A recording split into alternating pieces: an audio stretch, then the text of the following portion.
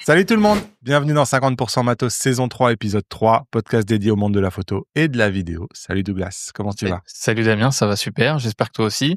Après un salon de la photo qui fut top, franchement c'était une belle édition, on en reviendra sur un prochain épisode où on fera un débrief, mais ça a été un vrai plaisir de rencontrer pas mal de monde et voilà, une édition assez réussie quand même.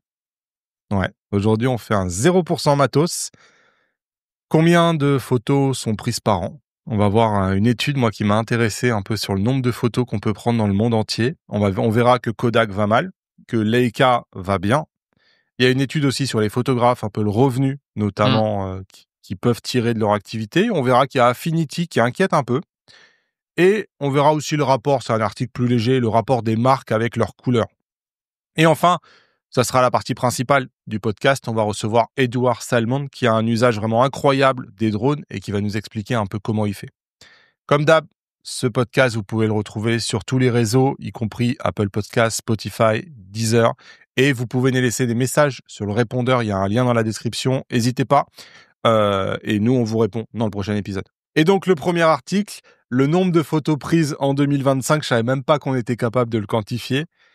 Et selon une étude, donc cette année, il y aura 2000 milliards de photos qui vont être prises sur la Terre entière. C'est un peu plus qu'en 2024 où il y en avait 1,9. Ouais. Ça fait quand même 5,3 milliards de photos chaque jour. 61 400 photos chaque seconde. Et aux États-Unis, un Américain moyen prend 20 photos chaque jour. Ouais, c'est ça qui est intéressant, ils le mettent pas le rapport. Ils parlent de 2000 milliards, on est quoi 7-8 milliards dans le monde. Ça fait une moyenne grosso modo. Ouais, ça fait une moyenne de 285 par personne quoi, par an. Ouais, il y en a qui en prennent plus que d'autres. Bah oui. Et donc, 92,5% de ces photos étaient prises par un smartphone en 2023. Et ça augmente encore. On est passé de 92,5% des photos au smartphone à 94% des photos au smartphone. Il faut savoir qu'il y a 136 milliards de photos qui sont dans Google Images. Et d'ailleurs, c'est ces photos-là qui sont analysées par les IA et qui permettent aux IA de développer leurs modèles. Et ça devient des photos qui aujourd'hui font débat parce que leur utilisation qui est à la base gratuite, qui est à la base bon enfant, qui permet d'être trouvée, maintenant elle permet de créer d'autres photos. Donc ça, c'est un débat qui aura pas de fin. Maintenant, c'est comme ça. Mais le fait est que ces 136 milliards de photos là ont un usage maintenant qui sont détournés. Et il faut savoir que rien que sur WhatsApp, c'est incroyable cette donnée-là. C'est presque 7 milliards d'images qui sont échangées chaque jour. Donc c'est vrai que je sais pas si on a du mal à se représenter tellement la quantité elle est énorme en fait. Et on voit que ce nombre de photos, il augmente en fait, sauf pendant les années Covid en 2020-2021 où il y avait des confinements, où les voyages étaient restreints, où on voit que là à ce moment-là ça a carrément réduit, mais sinon on est vraiment sur une ligne qui a repris comme si le Covid n'a pas été là d'ailleurs. Et pour l'instant la progression du nombre de photos prises chaque année est toujours en progression quoi. Il y a pas de frein. Ouais, parce qu'il y a aujourd'hui la photo, elle est du coup surtout quand on voit 92 ou 94% fait au smartphone, c'est utilisé un peu même comme un bloc-notes en fait. C'est-à-dire que t'es sur il se passe quelque chose dans ta vie, tu vas faire une photo et tu vas l'envoyer sur WhatsApp. Donc ça va au-delà de juste la prise de photos plus artistique, voyage ou autre quoi. Mais ce qui est rigolo, c'est le nombre de photos prises chaque jour en fonction de la région. Tu vois, moi, quand j'ai vu 20 photos par jour aux États-Unis, je me suis dit, putain, mais moi, j'en fais pas 20 quand même. Hein. Alors, sauf si tu comptes les photos de test, tout ça, mais je veux dire, en perso, je fais pas 20 photos chaque jour. Et tu vois, en Europe, c'est nous qui prenions le moins de photos. Et en Europe, on est sur 4,9 photos chaque jour. Typiquement, c'est 2 fois moins presque qu'en Afrique. Et c'est 4 fois moins donc qu'aux USA. Donc, moi, je suis plutôt proche de cette moyenne-là. Je suis plutôt entre 4 et 5 photos par jour, je dirais. Sur un sujet plus sérieux. Alors, il y a les gens qui pleurent d'abord. Ça, c'est Kodak. Clairement, ils ont, au moment de faire le bilan de l'année, là, ils ont dit qu'ils avaient des doutes sur leur capacité à poursuivre leur activité. Donc, Kodak, on le sait, hein, c'est une entreprise fondée en 1892 qui était spécialisée, qui a lancé, qui a fait l'histoire de la photo, clairement. Et qui a été plus ou moins sauvée plusieurs fois. Et c'était à une époque la plus grosse entreprise américaine, ou même mondiale, je crois. Et là, on a l'impression que, bon, ben voilà, elle est perfusée. Et il y a un moment donné où ça va pas suffire parce que au dernier trimestre, ils ont encore perdu 26 millions de dollars. Et à un moment donné, on a beau leur donner autant de dollars qu'on veut, ils continuent de les perdre. Donc, ils arrivent pas à se relancer finalement. Et là, bon, là, ils sont carrément presque en cessation de paiement. Ils ont carrément arrêté de verser les cotisations au régime de retraite. On Et voit puis quand même que ça va mal. l'État américain les avait mis sur un C'est ça, business de la pharmacie. Je sais plus exactement en quoi il c'est consistait. Et ça. ce qu'ils disent dans l'article justement, c'est que oui, bon, ok, ça a permis de faire quelque chose, mais le chantier est beaucoup trop gros et l'état dans lequel il est beaucoup trop mauvais pour que ça permette d'y revoir clairement une sortie, enfin une évolution positive, quoi. Et donc, les gens qui rient, c'est Leica, qui, eux, vont très bien, avec un chiffre d'affaires en hausse de 7,6%. Donc, ils ont 596 millions d'euros de chiffre d'affaires. Et surtout, ils sont en croissance, quoi. On est quand même sur un marché qui est très spécifique. On est à moitié sur du produit de luxe, quoi. Mmh. Toute proportion gardée, mais c'est quand même le Ah haut de si, il gamme y a de la plein de photo, codes, hein, entre ouais. guillemets. Ouais. Il y a plein de codes. Et ça va bien pour eux. Et leur premier marché, ça continue d'être l'Europe, tu vois, j'aurais pas pensé. Ils sont très forts en Allemagne, c'est une Mmh. marque allemande. Ouais. En Allemagne, 11,4%, donc d'augmentation, donc franchement propre, Mmh. vraiment propre. Et bon, on le voit à la télé, ils font des collaborations maintenant avec les smartphones. Apparemment, c'est un vecteur de croissance pour eux. On voit que, tu sais, ils donnent leur badge un Ouais, peu. bien sûr. Alors, je sais pas si réellement c'est eux qui font les optiques des smartphones ou si c'est un truc un peu marketing, mais le Ouais, bah fait est que ça marche, quoi. pardon, souvent les marques chinoises euh, s'appuient souvent à un fabricant optique de renom, Leica. Il y a eu pendant un moment, il y a eu Schneider, il y a eu plusieurs collabs un peu de ce type-là. Hasselblad, je crois pas, mais enfin bref, plusieurs fabricants optiques européens ont fait des collabs comme ça avec des fabricants de smartphones. Ouais. Apparemment, ils font des projecteurs, je savais Ouais. pas. Ils font Ouais. des montres Ouais. et Montre, apparemment, ils projecteur. font Ouais. des soins oculaires. Ok. Ça, je l'avais pas, mais D'ailleurs, je oui. sais pas si, enfin, tu l'as vu toi forcément, mais ceux qui sont allés au salon de la photo, sur le stand de Nikon, Oui. il y avait des lunettes, enfin des verres quoi, oculaires La Nikon. division Nikon Et optique, ouais. ouais, il y avait la division qui fait les lunettes de vue et qui faisait de la publicité en gros pour dire, quand vous allez faire vos lunettes de vue, allez chez un opticien qui Qui a des verres propose des Nikon. verres Nikon. Et donc Leica peut-être fait la même chose, je Mmh. sais pas. Mais voilà, en tout cas, ça va très bien pour les cas et on est, écoute, c'est cool de voir un Mmh. constructeur européen, c'est le dernier qui se porte bien. Bon, même si Hasselblad, qui a quand même maintenant des liens avec la Chine, va bien aussi.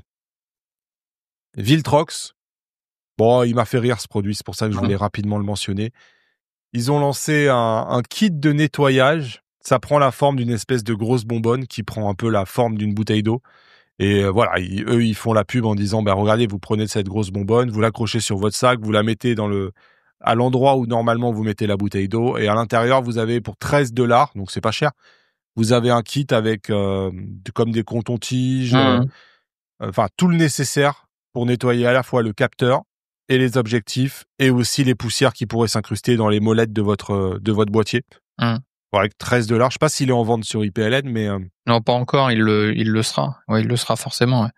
mais c'est cool. Après, Bon ouais. petit produit, bonne idée. Après, je sais pas si on le dit là, mais ils ont rien inventé, hein. Ah ouais? Va Dis-le. sur IPLN, tape Ulanzi kit de nettoyage, tu vas rigoler. Mais en fait, je pense que ouais, il y a un fabricant qui a sorti un kit comme ça et qui derrière l'habille avec Ouais, différentes marque marques. Donc on blanche. voit Ulanzi qui a exactement le même contenu, hormis voilà, hormis l'étiquette, on va dire sur les produits qui est différent. Donc Ouais, le vraiment spray une là, ouais, la ouais, forme du spray, ouais. le bouchon, c'est Ah ouais, c'est exactement la le même même. chose, ouais. Mais d'ailleurs, c'est Les enfin Chinois, ils ont un truc quand même. ah mais oui, il faut faire attention. Moi, je le dis, faire attention parfois. Enfin, faire attention. Il y a plein de produits qui sont fabriqués par la même usine, souvent des accessoires, bien évidemment, hein, et qui sont après marketés, on va dire, différemment, avec un packaging différent, avec des C'est drôle couleurs ça. différentes, les logos différents, mais souvent, ça vient du même endroit, quoi. Trop drôle. Voilà. OK, écoute, je savais pas, tu vois? Désolé, Donc hein, vous, c'est déjà finalement, disponible c'est et plus c'est en si stock. exceptionnel que ça. Après, par contre, si effectivement, moi, je l'ai cherché, on l'a pas encore, le fournisseur l'a pas encore référencé, mais on va le faire. Par contre, si effectivement il casse le prix, oui, on va se retrouver avec un truc hyper intéressant pour 2-3 fois moins cher, quoi. Ok. Bon, bah, autre étude. Combien les photographes gagnent en fait? Euh, alors, l'idée, c'est une étude qui a été menée sur 6 semaines. Ils ont recueilli 1294 réponses de photographes dans 43 pays. On va pas rentrer dans le détail, hein, sinon on en a pour 2 heures. Et puis, je sais pas si entendre les chiffres comme ça, c'est facile. Mais en tout cas, globalement, si je fais une moyenne, on est à 71% de photographes hommes et donc 27% de photographes femmes. Donc il y a 3 photographes sur 4 qui sont des hommes. En termes d'âge, on est sur une profession qui est particulièrement représentée par des 40-49 ans, avec ensuite, avant 30 ans, il y en a pas. Et ensuite, c'est assez bien proportionné entre les deux, entre les 30, 40 et 50 ans et plus. Ce qui m'a marqué quand même, c'est que quand on regarde le nombre d'années de carrière de ces photographes-là, il y en a quand même 32% qui sont en fin de carrière et qui ont plus de 25 années d'expérience. Mm. Donc ça, c'est probablement une génération de photographes qui étaient là au moment du boom de la photographie, qui est en train de terminer sa carrière, mais clairement, on a l'impression qu'il y a vraiment elle est 2 fois plus nombreuse que les générations qui vont la suivre, quoi. Donc ça, je pense que ça va se perdre. Il y a une partie de photographes, clairement, là, qui va bientôt prendre sa retraite. En termes de revenus de ces photographes, il y a 40% de photographes qui font moins de 50 000 euros par an. Enfin, 50 000 $ par an. On parle en chiffre d'affaires, je pense, hein. Ouais, je pense qu'on parle en chiffre d'affaires. Ouais. Et clairement, c'est quand même pas énorme, hein. Ouais. Ça veut dire que c'est pour moi, on n'est pas loin du boulot précaire, entre guillemets, parce que il faut acheter le matériel, il y a les déplacements, c'est du chiffre d'affaires, hein, il faut payer les impôts et tout ça, hein. Bref, ça fait 4 000 € par mois, ce qui en soi si c'était du revenu net, ça serait très bien, mais 4 000, ça fait au moins, faut diviser par 2, quoi, hein, avec toutes les taxes et les machins, ça doit faire 2 000. Sans compter le matériel, sans Donc, compter plein d'autres choses, quoi. Ouais, 2 000 une fois que t'as acheté le Déplacement, matériel et compagnie, le déplacement, sachant que c'est en Ouais. dollars, hein, donc En plus, le prix de la vie est plus cher. C'est pas, voilà, pour moi, on est dans la portion où ils vivent de leur travail, mais ils en vivent pas confortablement. Donc ça représente quand même 40% des photographes. Ensuite, il y a 27% de photographes qui, pour moi, je trouve, commencent à en vivre confortablement, puisqu'ils sont entre 50 et 100 K. Et ensuite, il y a, allez, environ presque 30% de photographes qui en vivent très confortablement. Et ceux qui arrivent à en vivre le plus confortablement gagnent un peu plus de 300 000 €, 300 000 $ par année. Donc, on voit une population de photographes où il y en a 40% qui, voilà, ils arrivent à peine à en vivre, 30% qui en vivent confortablement et 30% qui sont presque. C'est en dessous, ce qui est en dessous, c'est intéressant aussi. C'est là où tu te rends compte qu'aux États-Unis, c'est les gens en vivent mieux, en fait. Il y a le diagramme. Il y a moins de photographes pauvres. Ouais, exactement. Ouais. 34% aux États-Unis, alors que dans les autres, c'est 50. Ouais. Très clairement. Et après, il y a le revenu par rapport aux années d'expérience. Et bon, là, clairement, on voit un truc assez simple, hein. C'est plus on a d'expérience, plus on arrive à générer des revenus qui sont importants. Ça, c'est normal, j'ai envie de dire. Et enfin, quelle partie des photographes font aussi de la vidéo? Il y a quand même presque 48% des photographes qui font de la vidéo. Donc, on voit que la vidéo est quand même importante. 40% ne font pas du tout de vidéo. Mais 40%, c'est-à-dire que 60% font de la vidéo. Donc, c'est intéressant. Et 12% seulement font autant photo que vidéo. Voilà. Quelques chiffres pareils, un peu comme l'autre, où je me dis, bon, on n'a pas l'habitude d'entendre ça, donc c'est intéressant à entendre. Affinity, qui est un logiciel connu pour être une alternative moins chère à Photoshop, il a quand même une belle popularité. Et de manière un peu bizarre, là, au début du mois d'octobre, ils ont annoncé qu'il allait avoir des grands changements et ils ont carrément arrêté de vendre leur logiciel. C'est quand même assez unique dans le sens où, quand bien même on a un changement majeur ou une nouvelle version qui arrive, c'est rare qu'un mois avant, sans annoncer ça va être quoi la suite, on arrête carrément le site, on arrête la vente de logiciels. Bon. En tout cas, ils ont donné rendez-vous le 30 octobre pour dévoiler ça sera quoi les futurs projets, tout en sachant que ils ont été rachetés par Canva l'année dernière et que peut-être une partie d'Affinity va être intégrée d'une manière ou d'une autre à l'abonnement Canva. ça peut être la suite logique et donc plus proposer cet outil-là Affinity en dehors de Canva. Et peut-être que c'est pour ça que du coup ils ont arrêté de le vendre au 1er octobre. Je ne sais pas. En tout cas, il se passe quelque chose du côté d'Affinity. Et c'est aussi toujours un sujet de savoir est-ce que les logiciels vont arriver à perdurer dans le temps. Quand on s'inscrit, qu'on commence à mettre toutes ces photos, à avoir un flux de travail dans un logiciel. Je sais que beaucoup de gens critiquent Adobe, mais le nombre de logiciels qui s'arrêtent et qui après sont rachetés parce que finalement le modèle économique était pas soutenable, là, Affinity, je trouve qu'il suit un peu cette logique-là où les clients actuels, ils vont se demander maintenant est-ce que ce logiciel-là va vraiment perdurer maintenant qu'il a été vendu, quoi. Et on termine par un truc plus léger sur les couleurs. Je sais pas si vous le savez, mais chaque constructeur a sa couleur quand même, dédiée, sur laquelle il joue plus ou moins. Ouais. Fuji, c'est le vert, Nikon, c'est le jaune. Souvent, on les appelle les jaunes d'ailleurs, Nikon. Et Canon, c'est les rouges. Et Sony joue sur le orange. Ouais. C'est vraiment les couleurs officielles de la marque. On n'a pas Lumix, mais Lumix, pendant un bon moment, c'était le bleu. D'accord. Et ouais, c'était le bleu pendant un bon moment. Et là, j'ai l'impression qu'ils l'utilisent moins. J'ai l'impression qu'il y a de plus en plus de rouge. Tu sais, les boîtes de S1R, etc. T'as toujours un petit rouge, liseré rouge, etc. Donc ouais, c'est plutôt le rouge maintenant, Lumix, mais ça a été le bleu. Donc il y a vraiment un truc autour de la couleur, quoi. Et on voit que Nikon, le Z, il est en jaune. Et donc, la manière de l'utiliser, c'est que Nikon, par exemple, a fait un objectif récemment. Ils ont mis la bague de l'objectif en jaune, les inscriptions sur l'objectif en jaune. Quand vous achetez un Sony, le pourtour de la monture est en orange. Les boîtes l'étaient aussi. Les boîtes l'étaient aussi. Le petit G, sur les objectifs, c'est du orange. C'est toujours le même code couleur orange. Fuji l'utilise aussi beaucoup dans ses éléments marketing. C'est toujours le vert qui revient. Le vert Fujifilm, il est quand même mythique, j'ai envie de dire. Ouais, ça rappelle l'époque de l'argentique, du film, de la pellicule Fuji qui était boîte verte. C'est ça. Les pellicules étaient vertes. Et eux aussi, sur leurs optiques, notamment les optiques cinéma, il y a quand même beaucoup, beaucoup de vert. Bref, comme il dit, si je suis un photographe Canon, je veux que ça soit évident que j'appartiens à l'équipe rouge. Si je suis orange, c'est l'équipe Sony. Si je suis vert, c'est l'équipe Fuji. Si je suis doré, c'est l'équipe Nikon. Et aujourd'hui, voilà, chacun a sa petite couleur sur laquelle il continue de travailler. Et le stand de Nikon au salon de la photo, qui était un nouveau stand qui venait de créer, était jaune. Ouais. Était jaune. Ouais, bien sûr, mais il y a beaucoup de marketing, d'appartenance, et effectivement, souvent dans les salons, t'es chez les jaunes, t'es chez les rouges, voilà, il y a aussi ce côté-là où tu identifies une marque par sa couleur. Voilà, quelques news que je voulais voir. On va passer sur un petit moment d'entracte où on regarde des photos ou des événements qui sont différents. Ça a fait pas mal parler, ça.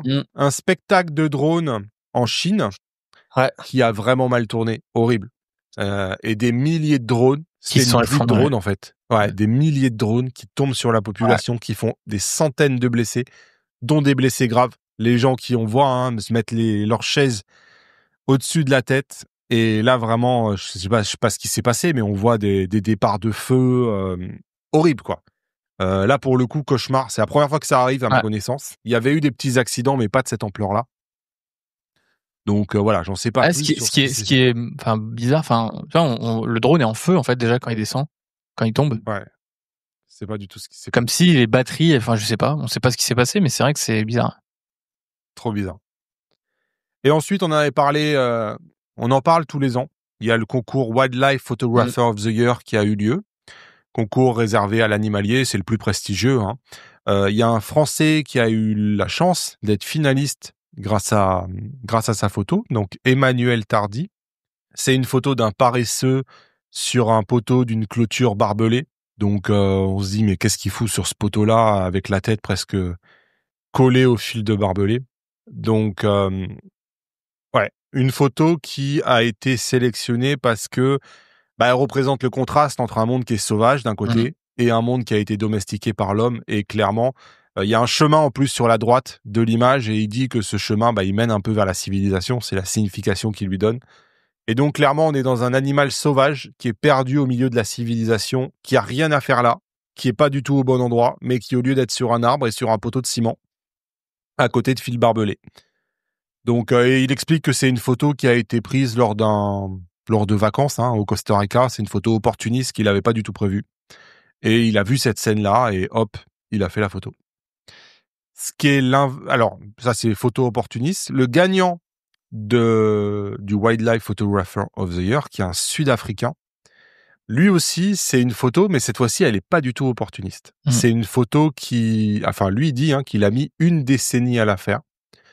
Tout simplement parce que, alors on est sur un type de hyène particulier, c'est les hyènes brunes, et c'est devant des ruines d'une bâtisse délabrée, donc ça se passe en Namibie, dans une ville minière désaffectée. Et en fait, c'est une photo dont il voulait le cadrage comme ça, avec lui aussi le fait d'un côté les hommes qui ont abandonné quelque chose et maintenant l'animal qui doit vivre dans cet univers-là qui est pas le sien.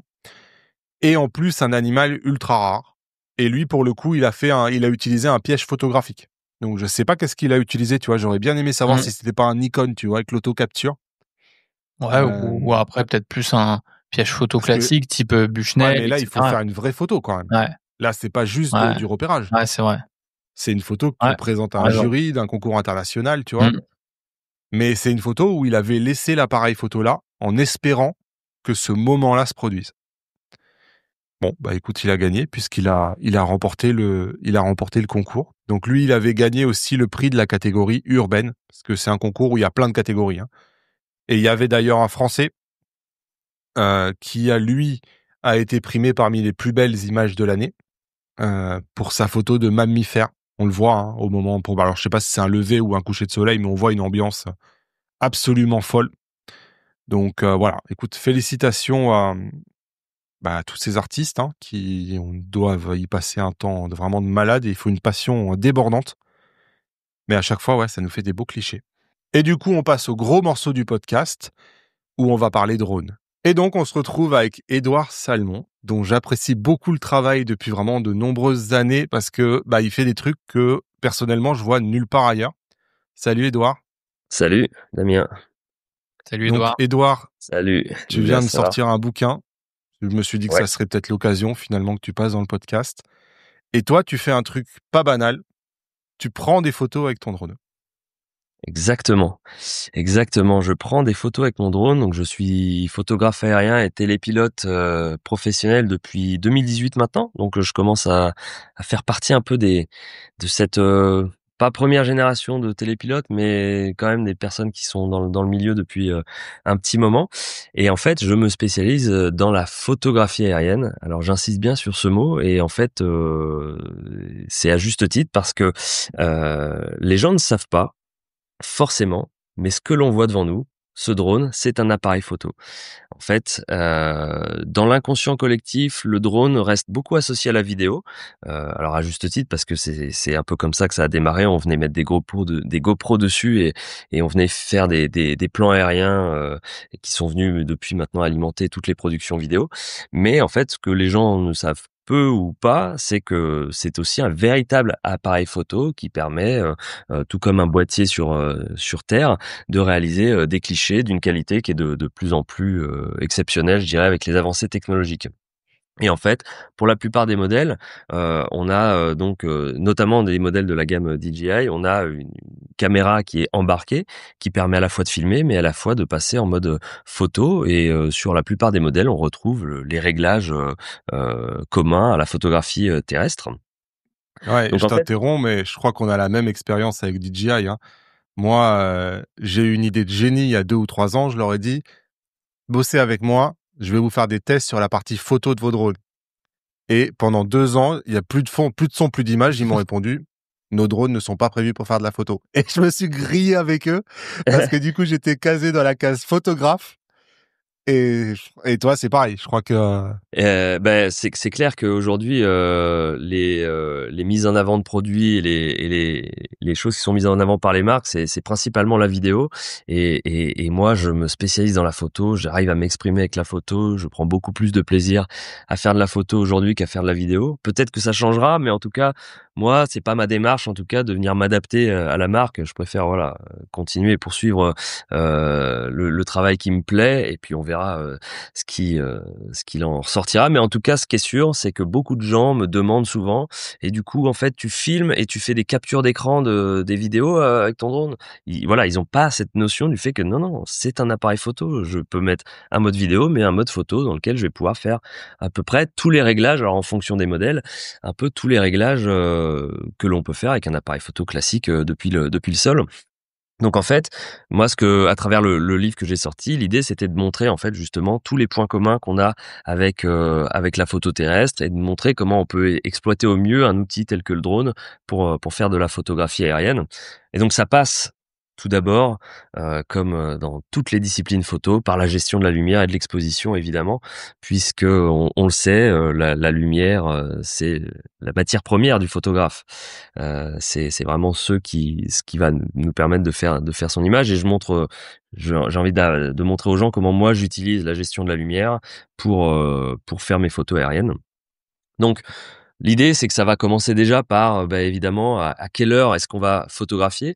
Faut savoir que on est toujours en lumière naturelle avec du drone, hein, évidemment, on est en extérieur, et donc on est tributaire de la météo. Mais l'idée, c'est que on a évidemment plus de chances de faire des photos avec une ambiance sympa quand on va être sur une lumière douce, donc soit en lever, soit en coucher de soleil. Et on va avoir un peu plus, je pense, de mal à trouver les bons réglages quand on est en pleine journée, notamment en été. Entre 10-11 heures et 16-17 heures. En fait, avec le drone, on est en l'air, on a une grosse part de ciel, on a une grosse part de lumière directe. En général, plus on prend de la hauteur, moins on a d'obstacles entre la source de lumière et le capteur. Donc plus on va avoir, si on a une lumière dure, des choses compliquées pour gérer son exposition. Donc je montre des exemples en fait d'images que j'ai prises à diverses heures pour montrer que le choix du moment où on va photographier va évidemment avoir une grosse importance sur son image finale. Et voilà, on a un exemple d'une photo que j'ai prise cet été au coucher de soleil.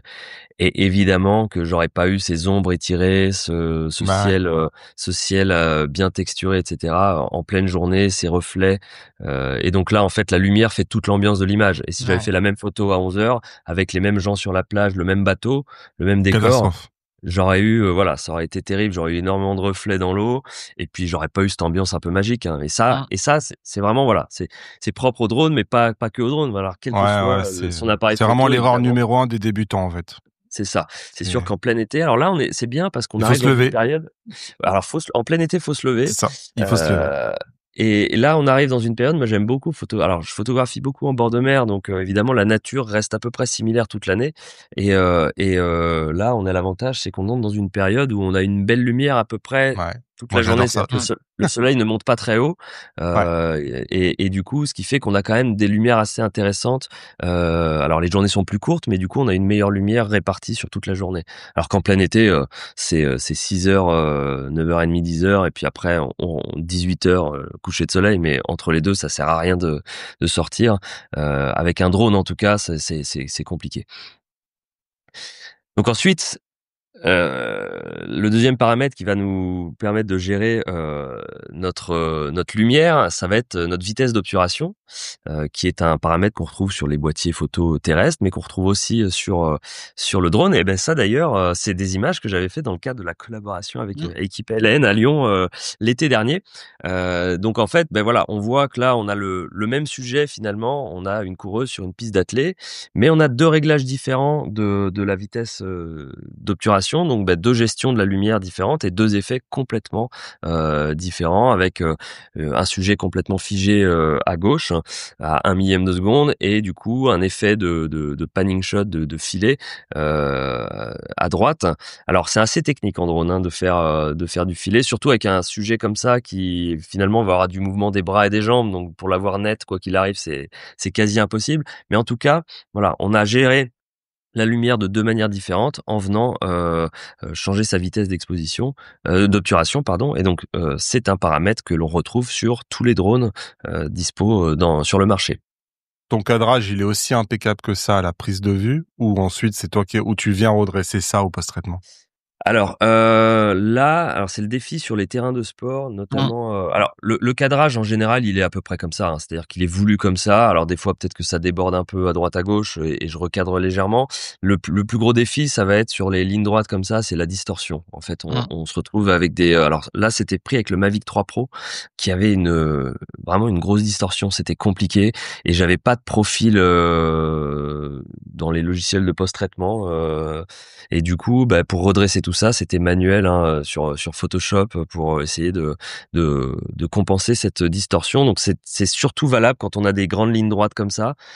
C'est un peu moins visible si je les avais mises en diagonale, ça se serait moins vu à l'œil. Mais quand on est rectiligne comme ça, soit en horizontal, soit en vertical, ça saute aux yeux tout de suite. Donc un peu de redressement, voilà. Donc ça c'est un petit challenge. Mais après la compo est voulue comme ça et c'est vrai que quand on a des lignes bien rectilignes comme ça aide à créer une compo Magnifique. graphique assez esthétique. Voilà. Et après, c'est Euh, peut-être la suite de ta présentation, mais tu parles de compo, justement. ouais, exactement. C'est certainement la suite, donc je veux pas spoiler la C'est ça. présentation. Je Mais l'aborde c'est un petit intéressant peu. de Ouais. comprendre, toi, dans ton côté artistique, comment tu imagines ta photo. Est-ce que tu l'imagines d'abord au sol, de te dire: «Ah tiens, à tel endroit, il faut que je fasse décoller, je vais avoir un plan sympa», ou c'est une fois que tu es en l'air et que tu navigues un petit peu? Ça m'intéresse de comprendre un peu ça. C'est un peu les 2. Je dirais qu'il y a beaucoup de repérage parce que par la force des choses, le drone, tu sais, tu peux pas venir et décoller comme tu veux, d'où tu veux, quand tu veux, quoi. Donc évidemment, ça nécessite souvent des autorisations. Là, en l'occurrence, sur cet endroit-là, j'avais fait des déclarations pour pouvoir voler. Donc évidemment, tu passes un petit peu de temps sur des applis comme Google Maps pour repérer un peu les endroits et voir ce que ça pourrait donner vu du dessus, sachant que moi, voilà, je photographie beaucoup à la verticale, donc je peux avoir une vision directe avec un logiciel comme Google Maps. Et donc, c'est l'expérience aussi, c'est-à-dire que là, je sais très bien que sur des terrains comme ça, des pistes d'athlée, je vais pouvoir faire des compos rectilignes à la verticale, à l'horizontale. J'en fais aussi en diagonale. Donc, tu vois, je sais déjà que je vais avoir à peu près ces trois angles-là. Après, je fais varier la hauteur, évidemment, parce que tu vas pas avoir le même rendu. Et ça, j'en parle un peu plus tard. Si tu es à comme ça 10-15 mètres de haut et si tu es à 50-100 mètres de haut, tu vas évidemment avoir un effet complètement différent. Donc voilà. Et après, c'est la manière dont je positionne le sujet. Alors c'est sûr que moi j'aime bien les compos très épurés, très minimalistes. Donc tu vois, avoir une alternance comme ça de bleu clair, bleu foncé sur l'épice et d'avoir mon sujet pile au milieu avec son ombre, Ouais, c'est le jeu des ombres, il est hyper pour moi, intéressant. c'est la compo c'est la compo que je recherche et c'était le défi justement, ce qu'on avait commencé à photographier, c'était au mois de juillet, je crois, l'an dernier, hein, de mémoire. Donc du coup, évidemment, le soleil monte très vite, très haut et moi, il y a un moment où en fait, tu vois, les ombres portées sont plus assez intéressantes. Donc sur la première image à 1 millième, on a encore une belle ombre portée, on voit le corps de l'athlète, on voit ses bras, ses mains, et cetera. C'est assez proportionnel, donc c'est bien.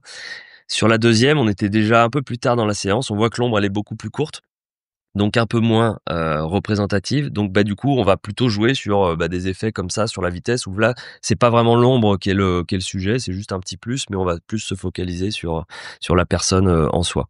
Voilà, donc la gestion en fait de la lumière, elle est assez primordiale et donc les ombres, c'est un effet je dirais secondaire de la lumière, mais évidemment que ça entre en compte dans la planification de l'image et de la compo parce qu'on se dit OK, là j'ai un créneau à partir de telle heure, l'ombre elle sera trop courte, elle sera pas assez belle. Donc moi évidemment comme l'ombre c'est un des éléments principaux de mon image, ça va évidemment jouer sur mon repérage et sur à quelle heure est-ce qu'on va photographier, à quelle heure on va s'arrêter. Mmh. Donc là, j'ai des exemples en fait de photos que j'ai prises avec des vitesses variables. Sur la première image, c'est du surf, on est au coucher de soleil. Alors comme en plus on est à la verticale, on a peu de lumière qui rentre dans le capteur, puisque là on n'a pas de lumière directe qui va passer dans le capteur puisqu'on pointe vers le bas. Donc évidemment, on est toujours un peu moins exposé quand on pointe vers le bas que si j'avais pointé vers le haut.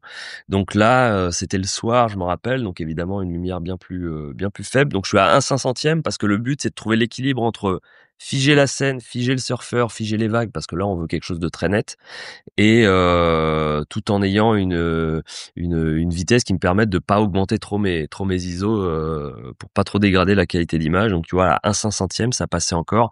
J'ai une image qui est parfaitement nette. Alors à côté, au milieu, c'est encore différent. Là, c'est pareil. Là, l'idée c'était de figer le mouvement. Là, j'ai dû augmenter un peu plus ma vitesse parce qu'on est en pleine journée sur une surface surface neigeuse, donc évidemment très très lumineuse, qui reflète beaucoup la lumière du soleil. Donc il a fallu mettre une vitesse très élevée, mais ça me permet d'avoir cette notion de vitesse, parce qu'on à travers tous les petits flocons de neige qui sont parfaitement figés sur la poudreuse qui vole avec la moto. Donc bon voilà, dans ces cas-là c'est parfait, et ça en plus on peut le retrouver c'est des vitesses qu'on peut appliquer à tous les modèles de drones. Et à côté, on a encore quelque chose de complètement différent. Là, on a une pause longue, on a 6 secondes de pause. Donc, c'était un soir, en fait. Alors là, il faut que les conditions soient parfaitement remplies. Faut pas qu'il y ait un pet devant, parce que malgré le fait que les caméras soient stabilisées, 6 secondes, c'est violent quand même. Quand on est sur 6 secondes, je crois que le max sur les drones DJI, c'est 8 secondes. On peut pas faire au-delà. Et 6 secondes, ce soir-là, on a essayé plusieurs pauses. C'était un copain qui roulait avec sa petite voiture sur cette petite route de forêt. Et donc, j'ai plusieurs images qui sont complètement floues, parce que en fait, le moindre tout petit mouvement de vent que le drone va pas compenser, évidemment, on va avoir un flou de bouger sur toute l'image. Donc là, l'idée, c'est d'être absolument stable et de pouvoir faire sa pause longue. Mais quand ça marche, ça fait des images qui sont très cool, parce que on a cette traînée de lumière qui vient éclairer les sapins, et ça fait une image assez graphique, quoi. Donc la pause longue, c'est possible en drone, mais voilà, il faut vraiment que tout soit rempli, parce que malgré le fait que les capteurs soient vraiment super stabilisés, et ça ils ont fait des efforts fantastiques, les images elles sont ultra stables, là Ça on essaie résiste quand pas à même. une rafale de vent. C'est-à-dire que sur une photo à 1/500 de seconde, ou Tu le vois pas. même plus bas, tu le vois pas. Même si le drone bouge, la vitesse est tellement élevée qu'au final ça compense. Mais là, sur 6 secondes, t'as vraiment le moindre petit mouvement fait que la photo est foirée. Donc c'est un peu comme des pauses longues classiques. C'est des fois où on a si le trépied a bougé un tout petit Bien peu ou sûr. quoi, la photo est foirée. Là c'est pareil. Donc mais bon, j'étais content. J'en ai eu sur cette séance 2 ou 3. J'ai fait des cadrages un peu différents, mais j'avais surtout celle-ci qui me plaisait beaucoup, quoi. Je l'avais appelé The Flash, parce qu'on dirait que c'est comme le super-héros Flash qui court, ça fait une traînée derrière, donc là, c'est sympa. Voilà. Et puis ça me montrait aussi c'était avec le Mavic 3 à l'époque, quand il venait de sortir, et ça montrait la qualité du capteur en basse lumière, quoi. C'est-à-dire que j'ai réussi à rattraper des ombres juste en 2 curseurs, sans débruiter, sans rien du tout. C'était vraiment voilà, ça montre aussi que on a des capteurs drones qui sont de plus en plus performants et qui permettent de faire des images dans des conditions de lumière toujours plus extrêmes. Alors ensuite, quid de l'ouverture et des ISO, qui sont les 2 autres paramètres du triangle d'exposition qu'on retrouve sur de la photo classique. Alors en fait, faut savoir que c'est un peu, je trouve, le point un peu faible à la photo aérienne, c'est-à-dire qu'à part sur la gamme Mavic et au-delà, après sur les Inspire et les choses comme ça, où on va pouvoir régler son ouverture, tous les autres drones, enfin la gamme on va dire Mini et Air, présentent des ouvertures fixes, en général à 1.8. Donc c'est pour ça que je peux pas vraiment en parler comme un paramètre à prendre en compte en permanence dans la gestion de l'exposition en drone, parce qu'on a beaucoup de drones qui fixent cette ouverture, donc on ne peut pas jouer dessus. Et les ISO, c'est toujours un petit peu la même question, quel que soit son appareil photo. On essaie quand même de garder ces ISO toujours au plus bas, parce que évidemment, plus on monte les ISO, plus l'image sera un petit peu dégradée. Et c'est d'autant plus vrai en drone, parce qu'on est quand même sur des capteurs qui, même s'ils ont grandi avec le temps, restent plus petits et sont moins performants en basse lumière. Et du coup, voilà, moi j'essaye toujours. Enfin, je touche jamais aux ISO en drone, quoi. Donc là, c'est là un peu la chose qui est un peu compliquée à gérer, c'est que sur des modèles comme le Mini ou le R3S, finalement, on n'a que la vitesse d'exposition sur laquelle on est libre de jouer, puisque le reste, on va considérer que c'est fixe. Donc c'est à nous d'utiliser soit des filtres, soit de jouer sur la vitesse, et on a des fois des vitesses à 1/2 millième, 1/3 millième, 1/4 millième de seconde, parce que c'est le seul moyen qu'on a de compenser la lumière.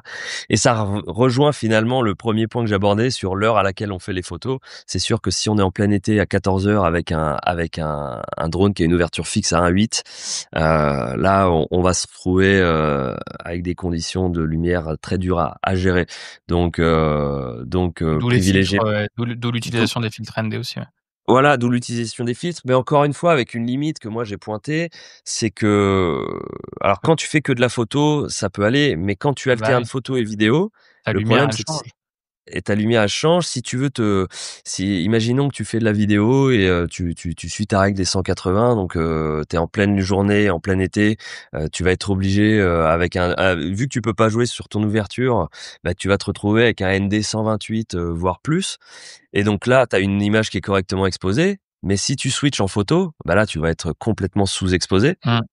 Et, euh, et donc moi ça m'est arrivé de tester le R3S et donc de faire des plans vidéo en bord de mer en plein après-midi. Et derrière j'ai switché en photo. Et du coup, j'ai été obligé de faire une pause de 1/20. Alors heureusement, il y avait pas trop de mouvement, etc. Donc ma photo est nette, mais Mmh. je suis à 1/20 de seconde parce que du coup, j'étais avec un ND 128 et il aurait fallu que je ramène le drone, que j'enlève le filtre et que je le renvoie si j'avais voulu faire ma photo correctement. Et donc du coup, voilà, c'est un peu je trouve la limite quand on fait un peu les deux. D'où l'intérêt éventuellement, c'est des choses qui étaient un peu dans les tuyaux avec le Mavic 4 Pro, C'est qui ce sont que pas j'allais encore dire. là. C'est l'évolution qu'on attend sur les futurs. D'avoir le système de filtre Même d'électronique. électronique qui te permet de varier ça en vol. Ça, ce serait génial parce que bah, c'est sûr que ça, c'est la limite avec les filtres en drone, c'est que t'as pas le choix que soit de le ramener, de le renvoyer, soit de mettre une valeur et tu te dis, bon, bah, c'est moi qui vais m'adapter avec cette valeur et puis voilà. C'est la Donc, prochaine vraie évolution, je pense, qui va ouais. changer la donne vraiment pour les gens qui font du drone. Ah bah c'est sûr que si on peut avoir ce système de filtre électronique, ça va permettre une facilité même pour les vidéastes hein, Ouais. parce qu'évidemment si tu fais un plan face soleil et un plan dans l'autre sens, tu vas pas avoir la même lumière. Si tu fais un plan en top shot donc à la verticale, tu vas pas avoir la même lumière, tu vas être sous ex. Et donc bah évidemment que si en plus tu peux même pas varier ton ouverture, bah tu peux rien faire en fait. Donc le filtre électronique, c'est clair que ce sera une belle évolution. J'espère que ça va arriver sur le Mavic 4, il y a la petite petite connectique qui est prévue pour, ça a pris du retard, voilà, on verra. Je suis pas Est-ce qu'ils dans ont les été petits papiers, confrontés mais à une problématique de rendu ouais, ou autre? Je sais pas, mais en tout cas, oui, il était prévu Ouais, parce non, que je tout pense que est ça a été annulé, je pense. Et ouais. ça a été, à mon avis, c'est ça a ça pour été le ouais, Mavic 5 maintenant. pour moi, ça a été annulé. Alors je sais Ah que oui, le on l'aura Mavic pas sur 4, le Ouais.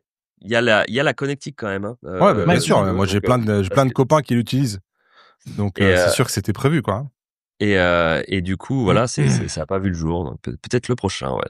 Mais moi, je trouve que ce serait intéressant aussi d'arriver. Alors après, là, on est confronté, j'imagine, à des problématiques de taille et de poids, à pouvoir avoir une ouverture variable sur une gamme autre que la gamme Mavic. Mmh. Moi, j'adore gérer mon triangle d'exposition à 100% et c'est pour ça que tu vois là aujourd'hui, Mmh. je vais prendre un Mini 5 Pro pour faire des photos pour moi, mais je sais que je vais être un peu limité en termes de gestion, donc bon, faut s'adapter. Mais ce serait pas mal qu'ils arrivent à augmenter ça, mais après plus ils font ça, moins les autres drones plus évolués ont d'intérêt, quoi. Donc je comprends aussi qu'il faut qu'ils gardent un équilibre de gamme. Du coup, la deuxième étape après pour exploiter au mieux son drone et faire de la photo aérienne, ça va être comme pour la photo terrestre, ça va être le cadrage et la composition. Et donc, en fait, là, pour le coup, on réapprend totalement à cadrer et à composer quand on est avec un drone, puisqu'on a des perspectives qui s'offrent à nous, qui sont complètement différentes de la photo terrestre. Alors j'aime bien cette photo, c'est une photo que j'ai prise en Jordanie du coup, et là encore un jeu sur les ombres, mais c'est pareil, un jeu aussi sur mon cadrage. J'aurais pu me centrer juste sur le chameau, mais du coup j'ai préféré aussi inclure un peu les ombres des montagnes que j'avais à côté. Voilà, c'est toute une gestion pour apprendre à composer avec un drone. Donc déjà, la première chose qu'on va pouvoir retrouver, et ça c'est quelque chose d'assez récent finalement, ça va être de gérer sa focale, parce que jusqu'à il y a quelques années, on n'avait pas le choix, on avait une focale fixe, un équivalent en général 24 mm sur les drones, quel que soit le modèle, et depuis depuis le Mavic 3 finalement, on a la possibilité d'avoir deux, voire maintenant trois focales, ce qui réinvente complètement sa manière de composer les images. Alors en photo et en vidéo aussi, hein. Donc là, je prends l'exemple du Mavic 4 Pro, qui est le dernier sorti dans la gamme, qui a donc trois optiques, et on a un équivalent 28, un équivalent 70 et un équivalent 168. Donc évidemment, autant de possibilités de création, voilà, avec trois focales, on a évidemment bien plus de perspectives, notamment sur la compression des plans. Donc on voit en fait là, sur un même sujet, c'était au Japon, au mont Fuji, alors à des endroits différents, mais on a par exemple une photo là 70 millimètres à gauche, où en fait la montagne apparaît bien plus proche que ce qu'elle n'est de en vrai, puisqu'on a évidemment cette compression des plans avec le 70 millimètres. On a à côté finalement carrément un gros plan sur la montagne, donc là c'est pareil, c'est une écriture photographique complètement différente et une lecture de l'image différente. Et à côté, on a à peu près le même sujet, voilà, avec un 24 millimètres où là, on voit que c'est encore aussi une image complètement différente. Alors j'ai même triché, j'ai mis que c'était 24 millimètres, mais c'est même en fait un peu plus puisque c'est un panorama manuel que j'ai fait. Donc on serait plus là sur un équivalent, je dirais presque 16 millimètres quasiment quoi, sur cette image. Mais tout ça pour dire que désormais, avec les drones, on peut avoir cette opportunité de gérer ses valeurs de plan et donc c'est d'autant plus de perspectives de création différentes et on raconte pas la même chose en fait à 24 millimètres et à 160 quoi.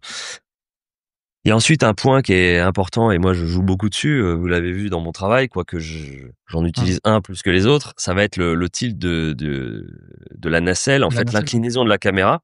Donc là c'est pareil, c'est un autre outil pour cadrer et composer son image, c'est-à-dire qu'on va pouvoir rester à une hauteur d'homme, donc là la première image on est à peu près 5 degrés, en légère contre-plongée mais très peu et encore je parle même pas mais avec le nouveau Mavic 4 Pro on peut même monter à plus 70, donc on peut même monter vers le haut. Donc là, on a une photo à hauteur d'homme finalement. Ensuite, on a une vue beaucoup plus plongeante, un peu plus impressionnante. Du coup, on est incliné à peu près à 60 degrés. Et finalement, on a le top shot du coup à la verticale pure, donc vraiment au-dessus, et où là, on a une notion beaucoup plus graphique et presque abstraite de l'image. Donc c'est trois lectures différentes et pareil, d'un même lieu en fait, le fait de varier l'inclinaison de sa caméra, bah, évidemment change tout. C'est l'équivalent de quand on s'accroupit ou quand on se met debout ou quand on monte sur un trépied son appareil photo. Bah, voilà, on peut retrouver ces mêmes équivalences en drone et donc du coup voilà varier en fait l'inclinaison de sa nacelle permet de faire des images complètement différentes d'un même lieu. Ensuite, on peut utiliser évidemment des règles classiques finalement pour mettre en valeur ces images. La règle des tiers, moi, c'est une règle que j'utilise presque naturellement. Alors pas toujours, mais c'est vrai que ça vient souvent renforcer mes images. Et il y a des fois, il y a des images comme celle à gauche là du surfeur où on se dit bon, voilà, l'image est bien, mais quand on regarde la règle des tiers, on se rend compte que je pense que si l'image fonctionne aussi bien, alors c'est de par l'inclinaison de ma caméra qui donne un angle original, de par la lumière qui était absolument exceptionnelle, mais l'équilibre de l'image se fait aussi par la position du sujet et la variation entre l'élément de l'eau et du sable, où on est sur un tiers de tiers et en fait on voit que bah, c'est ce qui permet d'avoir une image qui fonctionne plutôt bien quoi. Et à Si je côté, dis pas de bêtises, d'ailleurs, celle de gauche, c'est pas une des couvertures de ton livre, non? alors Ou de c'est sur un c'est shooting similaire, non? C'est en fait, c'est, la couverture du premier bouquin, Sport vue c'était, du ciel? c'était ce même shooting-là, mais c'est pas celle-ci, Ah OK, d'accord. mais elle fait partie de la même session. En fait, c'était OK. une session, surf, au lever du soleil et du coup, c'était en été et en fait, le soleil, comme il se levait complètement à l'opposé, il perçait entre les dunes, là où on était, il y avait Mmh. des petits passages pour que les gens puissent, accéder à la plage et du coup, bah, il y a eu un moment où en fait, le soleil, il passait juste dans les percées des dunes et ça faisait des grands OK. triangles de lumière comme ça. Et donc moi ça tout de suite je l'ai vu et j'ai demandé au gars de se positionner là pour parce que là on avait une lumière qui était absolument folle quoi. On avait vraiment de OK. l'obscurité de partout et juste cette raie de lumière. Mais oui c'est la photo de couverture de mon premier bouquin est tirée de cette séance là donc OK. c'est une vue un peu plus aérienne mais c'est ça quoi. Et donc à côté, bah, on a une photo de paysage un peu plus classique, où là, la règle des tiers, elle va surtout se baser sur le rapport entre proportion de ciel et proportion de terre. Là, on voit qu'en fait le ciel, alors c'était un beau coucher de soleil en Jordanie, mais le ciel était complètement uniforme, pas très intéressant. Donc pour moi, ça servait à rien de mettre plus de ciel que ça. Les éléments intéressants étaient plutôt au sol. Et, euh, et, et alors moi, alors ça c'est mon goût personnel, mais j'aime pas quand il y a juste une bande de ciel, par exemple. Je trouve que c'est pas assez harmonieux. Je préfère quand il y a quand même un tiers de ciel à peu près. Alors on n'est jamais, voilà, on vient pas mesurer, mais j'aime bien quand même qu'il y ait une proportion assez intéressante entre les deux, quoi. Et après, on a des points forts, en fait, des éléments, des montagnes, etc., qui viennent se positionner de part et d'autre. Et l'image globale est plutôt équilibrée. Et donc ensuite, dans le cadrage et la compo, un autre élément qu'on va avoir avec le drone, évidemment, c'est la hauteur de vol. Et forcément, d'un même sujet, en variant les hauteurs, on va avoir des images complètement différentes. Alors là, cette image, par exemple, c'est même un panorama vertical, c'est-à-dire que si je voulais pouvoir photographier ce petit bras de terre dans son ensemble sans monter dans la stratosphère, j'ai été obligé de faire un assemblage finalement où je suis monté à une centaine de mètres et je suis venu faire des images qui venaient s'entrecouper les unes avec les autres et après je les ai assemblées en post-traitement et donc ça donne cette notion, on dirait que je suis à 1 kilomètre de haut et en fait non, je suis à 100 mètres, mais ça m'a permis de rester dans les clous légalement, tout en plus en ayant mon sujet dans son ensemble et en plus en ayant une image avec une dimension, une résolution énorme avec beaucoup de détails. Donc c'est toujours plus intéressant si on veut faire des tirages, des choses comme ça, quoi. Et donc en fait, la hauteur de vol, quand on la fait varier, on va pas venir raconter la même chose finalement. D'une même scène, on va avoir plusieurs lectures différentes. Voilà, ici un exemple où sur ma première image, je suis à une hauteur d'à peu près 10-15 mètres. Donc là, c'est vraiment centré sur le sujet. C'est un portrait aérien. C'est un peu comme ça que j'appelle ça. J'aime toujours faire des photos aériennes pas très haut. On n'est pas obligé de monter à 100 mètres avec un drone. On peut aussi faire de très belles images à 10-15 mètres. Donc là, on est centré sur le bédouin et son chameau. Donc voilà, avec l'ombre, on vient vraiment le montrer lui. La deuxième, on est à 50 mètres, on a pris un peu de hauteur, donc on vient montrer le sujet dans son contexte, mais le rapport est assez équilibré entre le sujet et son contexte quand même. Alors que sur la dernière, on est à 120 mètres de haut, où là, finalement, le sujet, c'est plutôt, je dirais, le désert Hein. et le paysage global, et finalement, le bédouin qui était le sujet à la base Voilà, de la exactement. photo devient juste un élément de détail qui nous apporte une notion d'échelle, mais c'est plus le sujet principal de l'image, quoi. Donc, Ouais, tu peux apporter 3 images complètement différentes d'un même endroit, en fait, juste en jouant un petit peu sur la hauteur. exactement. Ouais. Juste en jouant sur la hauteur. Et donc ça, moi, c'est quelque chose dans mes séances photos, quel que soit le sujet, c'est quelque chose que je fais à chaque fois. C'est-à-dire que je m'impose de faire du près, du moyen, du haut, et du coup, après, je vois si ça marche pas. Il y a des fois, en fait, il y a des fois, tu vois, des terrains de basket qui sont très stylés, en fait, de près. Quand tu prends de la hauteur, en fait, tu vois tout le décor qui est autour et c'est pas très beau. Et donc, du coup, ça a moins d'intérêt. Et alors que bon, Après, bah en là, fonction de là où est le terrain de basket, s'il est, tu vois, je pense à ça, en plein milieu de New York avec plein de buildings, et cetera, peut-être qu'il peut avoir exactement. un rendu différent. Exactement. Donc c'est pour ça que j'incite les gens à explorer, alors dans la Ouais. limite du cadre légal, hein, en fonction de la hauteur maximum qu'il est possible d'atteindre sur le lieu donné, mais de varier les hauteurs et de pas hésiter. Des fois, le réflexe, hein, c'est tout de suite de monter très haut. Et en fait, moi, je trouve que c'est super intéressant finalement de rester à une hauteur très basse. On fait des photos qui sont super cool, quoi. Donc voilà, j'invite les gens toujours à essayer de varier les hauteurs et ça leur apporte après dans leur reportage photo, je dirais, toute une variété et on se rend compte qu'on n'a pas les mêmes lectures sur chaque image. Donc j'ai d'autres exemples. Alors je les ai pas montrés dans la présentation, mais voilà, j'ai plein d'exemples dans le bouquin où je montre la même scène et je montre qu'en fait il y a des endroits où c'est intéressant de très haut et moins intéressant de plus bas, ou vice versa. Et puis sinon je montre des exemples comme celui-ci où où j'ai du coup un même sujet et j'ai 3 hauteurs et j'ai 3 photos différentes et les 3 fonctionnent très bien entre elles et chacune vient un peu compléter l'autre. Donc c'est parfait, quoi. Et donc ensuite, l'étape, la plus importante, c'est aussi de proposer une démarche artistique, en fait, avec la photo aérienne. La photo aérienne et le drone, il y a tout un aspect un peu technique qui vient des fois un peu vampiriser le fait que c'est un outil créatif et un outil artistique comme un autre. C'est ni plus ni moins encore, je le redis, qu'un appareil photo et donc on peut tout à fait trouver son style et proposer une démarche, artistique cohérente avec de la photo aérienne. C'est ce sur quoi moi j'ai énormément travaillé. Donc ça va passer par plusieurs étapes. Moi, je joue énormément, par exemple, sur les éléments. Donc les ombres, on l'a vu, hein, qui sont une de mes caractéristiques principales. Je vais jouer aussi beaucoup sur la géométrie au sol, qu'elle soit artificielle ou naturelle, des routes, des terrains de sport, des bosquets qui ont pas tout à fait, qui ont des formes un peu bizarres, des choses comme ça. Je vais jouer sur les textures parce qu'évidemment, depuis le sol, on se rend pas forcément compte, mais en fait, c'est une vraie richesse richesse en fait quand on monte en l'air, on découvre des choses qu'on ne soupçonne pas en fait depuis le sol. Et en fait, on a l'impression qu'il faut partir dans des lieux exceptionnels pour faire des images aériennes folles, mais en fait, le champ d'à côté ou la forêt d'à côté, si on joue sur les textures, peut nous apporter énormément de choses et des choses vachement intéressantes. Et puis après, moi, j'aime bien aussi jouer sur le minimalisme, donc c'est-à-dire avoir son sujet et beaucoup d'espace négatif autour pour mettre en valeur justement son sujet. Donc j'ai quelques exemples. Les ombres, évidemment, ça, là, on raconte une histoire, on vient finalement. En fait, quand on est à la verticale comme ça, c'est vrai qu'on distingue peu le sujet. Finalement, que ce soit les mariés là ou le saunier ou la skateuse, on voit que le haut de sa tête, ses épaules, elle est complètement écrasée. Et donc l'ombre vient nous révéler le mouvement qu'il est en train de faire et vient apporter de la poésie, même un peu de magie à l'image. Donc c'est toujours vachement intéressant. Toi, ton sujet, c'est l'ombre.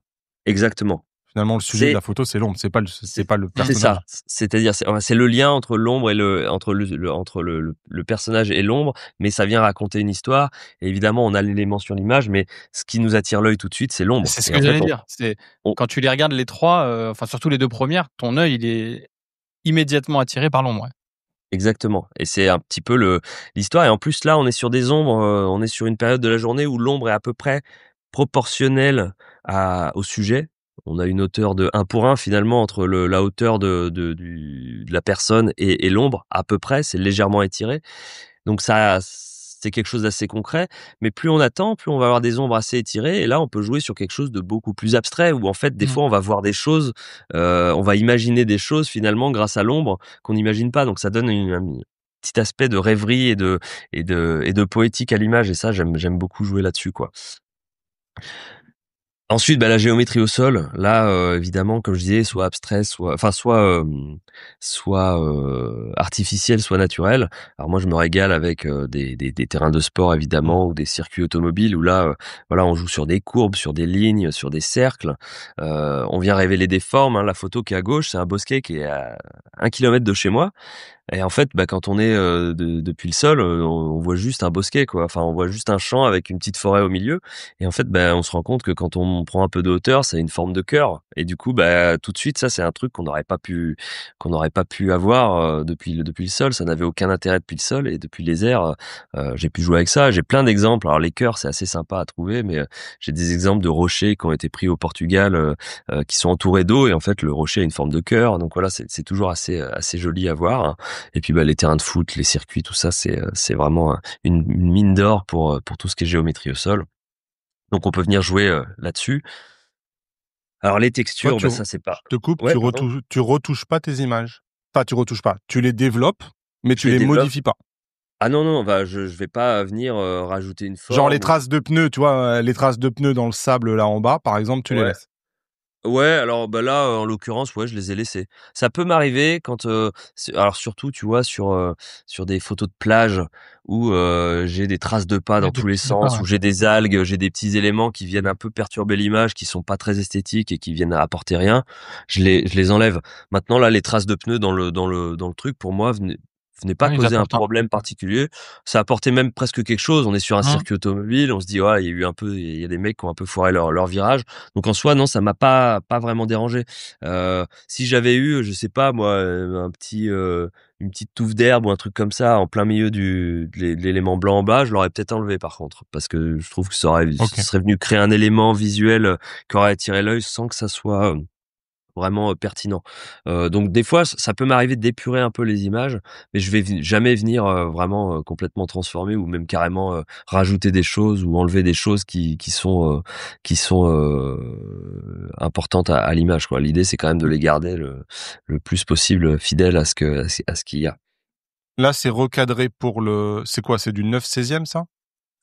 Alors là, sur la présentation, c'est du 9/16e, mais mes images, elles sont en 4/3, hein. Là, c'est qu'elles ont été croppées pour la présentation. Tu les as recadrées pour la présentation. Okay. Ouais. Enfin, c'est-à-dire que voilà, il y avait un gabarit. Donc, si je les avais mis en format original, j'aurais plus trop de place pour le texte. Bon, c'est purement de la présentation, mais j'adore ce format un peu vertical. Quand j'ai commencé même la photo aérienne, je photographiais en 9/16e comme ça. Puis je me suis rendu compte qu'en fait, je venais supprimer des éléments de chaque côté de l'image. C'était un peu dommage. maintenant, je suis plus sur le format natif en 4 tiers. Alors même d'ailleurs avec le Mavic 4, je crois on est passé en 3,5 du coup. Oui, Enfin, il y a sur la du coup focale principale. ouais, sur la focale principale. Et du coup, bah, ça me fait des ratios d'images que j'avais plus l'habitude d'avoir. Et du coup, des fois, j'ai tendance à les recadrer un peu parce que j'aimais bien ce format 4 tiers que je trouvais pas mal. Et l'avantage, alors ça paraît un peu bête, mais c'est que sur Instagram, par exemple, on peut poster une image en format 4 tiers, donc ça vient pas cropper. Donc ça veut dire Mmh. que si je poste une image en 3,5 sur Instagram, je sais qu'à ce jour, il prend pas encore en charge ce format, donc ça va venir m'enlever des éléments de l'image en haut et en bas. Ou alors, faut que je vienne rajouter des marges de chaque côté pour avoir l'image dans son ensemble. Donc c'est un peu dommage. Donc je sais que le format 4 tiers, bah, il marche plutôt bien.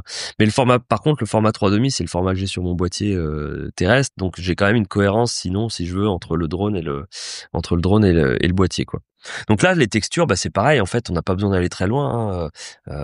Alors bon, en l'occurrence là, sur la photo de sur la photo de gauche, la neige, je suis allé très loin parce que c'est au Canada, mais en soi, voilà, on peut jouer sur le sable, les champs, la forêt, voilà, la mer, les bancs de sable qu'on retrouve en bord de mer, etc. Pour jouer sur les textures et ça fait des images un peu abstraites qui sont vraiment très sympas et qui marchent bien en drone, quoi. On t'a jamais confisqué ton drone à la douane ou en voyage? Non, ça m'est jamais arrivé. Non, parce qu'à chaque fois, je me suis quand même plié aux démarches administratives propres au pays dans lequel je voyage. Ok. J'ai toujours enregistré mon drone, etc. Comme c'était demandé. Bon, puis le drone maintenant à l'aéroport, ils ont tous l'habitude, hein, ils en voient passer. Par contre, voilà, je vais pas m'amuser. Il y a des pays où je sais que c'est interdit. Donc du coup, soit je vais pas dans le pays, soit si j'y vais pas avec un drone, du coup. Ok. Voilà. La Jordanie, c'était un cas un peu particulier parce que du coup, j'étais avec une personne qui avait un drone sur place. Donc du coup, j'ai pas eu à moi-même D'accord. à emmener mon drone. Donc quand j'ai souvent la question, parce que c'est pas officiellement interdit en Jordanie de voler, mais c'est très compliqué administrativement. Ouais, mais c'est un peu touchy, quoi. Ouais, c'est un peu touchy. Et du coup, j'ai pas pris le risque de partir avec un drone, mais j'ai eu la chance de pouvoir avoir quelqu'un sur place avec moi dans le désert qui avait un drone et qui m'a permis de l'utiliser. Donc c'est vrai que bon, ça m'a un peu déchargé, on va dire, d'un stress à l'arrivée et au départ dans le pays. Mais, euh, mais voilà, j'ai eu cette chance-là. Après, sinon sur les autres pays, non, Japon, Canada, etc.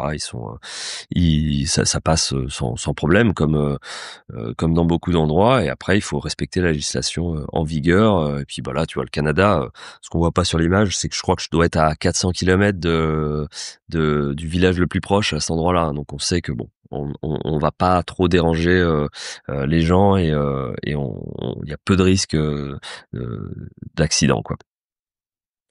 Donc voilà, les textures, moi c'est toujours un truc que j'adore faire aussi. Je trouve que c'est des images qui marchent vachement bien et qui sont abstraites, mais qui vraiment apportent quelque chose. Et enfin, c'est le minimalisme qui est aussi un élément que moi j'aime bien utiliser. Alors ça marche beaucoup, ça marche très bien en fait avec les images maritimes ou les images à la neige parce qu'on va avoir des surfaces complètement uniformes. Donc l'idée c'est de prendre un sujet et c'est de venir ajouter un espace négatif. Tout autour pour mettre en valeur le sujet. Donc forcément, ça marche bien quand on a une surface complètement lisse, complètement uniforme, avec des couleurs comme ça.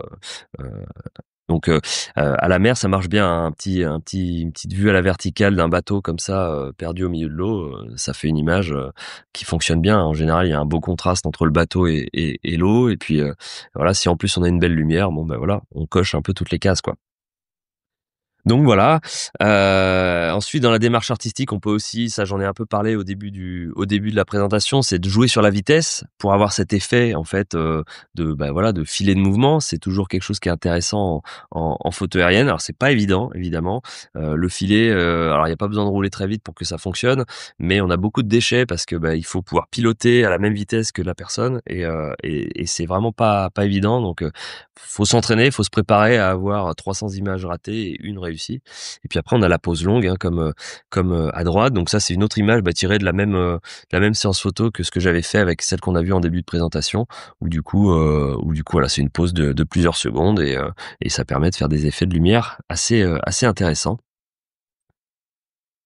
Et puis la dernière étape, moi, ce que j'aime bien, c'est utiliser le drone pour réinventer des sujets finalement. C'est-à-dire prendre des sujets on a l'habitude de voir, mais pas forcément en drone, et de se les approprier et de travailler dessus. Donc c'est ce que j'ai fait avec le sport, du coup avec le sport vu du ciel, mais aussi avec le littoral. Alors le littoral, c'est quelque chose que j'aime beaucoup photographier parce qu'on va avoir un mélange de couleurs, on va avoir souvent de très belles lumières, on va avoir un mélange de textures qui marche très très bien.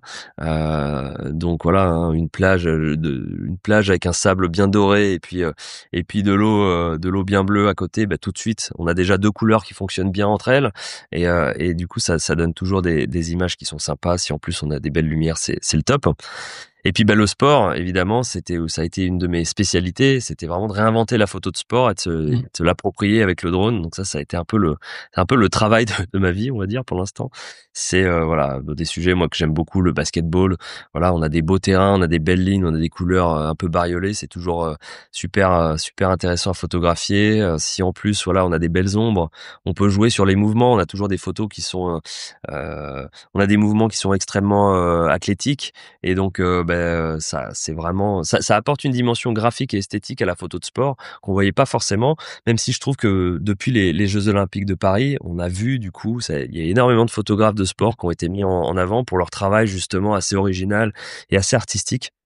Donc ça fait du bien de voir une nouvelle vague de photographes sportifs qui jouent avec le flou, qui jouent avec des Ah, du cadrages un peu renouveau aussi, originaux. ouais, effectivement, des Le nouvelles techniques renouveau. qu'on n'avait pas l'habitude de voir forcément, ouais. Complètement, il y a plein de photographes que je pourrais citer là que j'ai découvert pendant les jeux et je trouve que c'est top. Et moi, à mon échelle, j'ai essayé de proposer aussi quelque chose de différent sur la photo de sport. Alors là, Mmh. on est vraiment sur quelque chose de beaucoup plus artistique et quelque chose qui est moins applicable, je dirais, sur une compétition par exemple, sur les JO ou quoi que ce soit. C'est inenvisageable de faire ce type d'image-là parce qu'on a des contraintes légales, etc., qui sont un peu compliquées. Mais en tout cas, sur des séances photos, en tout cas, de prendre le sujet du sport et de le photographier à la verticale, enfin, et en drone, en tout cas, bah, c'est quelque chose qu'on voit encore peu. Moi, perso, là, j'ai un dernier challenge, enfin, ce serait la photo animalière en drone. Et là, on est sur des contraintes encore plus délicates parce que là, voilà, on vient aussi apporter une sorte de nuisance avec le C'est drone ça, à c'est tout l'animal. l'enjeu, tu vois? Je Et je peux, pour te donner, un autre point de vue, moi je suis convaincu, il y a d'ailleurs, un photographe, qui s'appelle Florian Ledoux, Florian Ledoux, ouais. Ouais, ouais, qui est très, très je connais talentueux, ce travail. très, très talentueux dans justement l'approche et la photo animalière, et la photo nature, généralement, en drone et c'est vrai que nous, tu vois, par exemple, on a fait, Montier-en-Der l'année dernière, on exposait entre autres DJI et là, tu arrives dans un univers où effectivement, il y a bah, forcément des gens qui sont un peu inquiets de la manière dont Ouais, ça peut nuire à l'écosystème environnant et cetera, parce qu'on amène quelque chose de nouveau, et il y a beaucoup de questions autour de ça, et je pense qu'il y a beaucoup d'éducation à faire et d'expliquer qu'on peut, tu vois, on peut quand même ouais, faire c'est des clair. images artistiques animalières sans trop peut-être déranger Exactement. la faune, ouais. Ah bah, tout à fait. Bah, en fait, c'est là aussi qu'il faut tirer parti de l'évolution de la technologie, hein. Un Mavic 4 Pro aujourd'hui, il a 3 objectifs avec une qualité d'image qui a été vachement améliorée sur ces 3 objectifs. Donc ça peut éventuellement permettre de monter assez haut pour que le drone soit plus Ouais, détectable, au niveau sonore par l'animal et de pouvoir venir jouer justement sur les bien sûr. zooms et faire des photos. Donc il y a ça. Je sais que je crois qu'il y a des entreprises qui travaillent sur des systèmes d'hélice où le bruit serait évacué vers le haut plutôt que vers le bas. Donc je pense qu'il y a la place, mais rien qu'avec ce qu'on a aujourd'hui, donc la qualité des images qui a été vraiment améliorée et le fait qu'on ait des zooms, eh ben, on peut, je pense, venir photographier ces animaux sans trop les déranger. Faut savoir qu'il y a des drones en plus qui font de moins en moins de bruit et s'il y a un peu de vent ou quoi, il y a des fois le drone à 10 mètres, on l'entend presque plus en fait.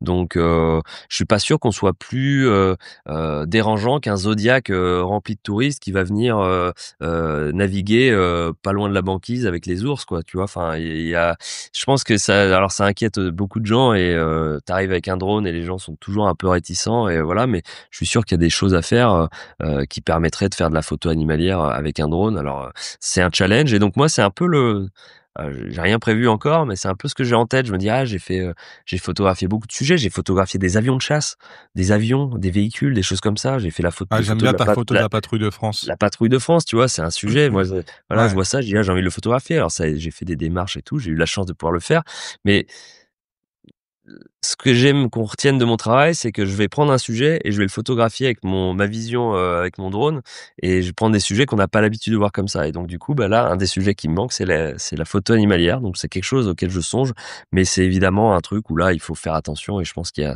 y a de l'éducation à avoir, mais je suis sûr que voilà, j'espère avoir prochainement l'occasion de pouvoir faire des images aériennes d'animaux, et ça peut être très bien. Mais Florian Ledoux, c'est une référence là-dedans. Il a fait une image qui est très célèbre de son ours là qui saute entre deux plaques de la Ouais. banquise.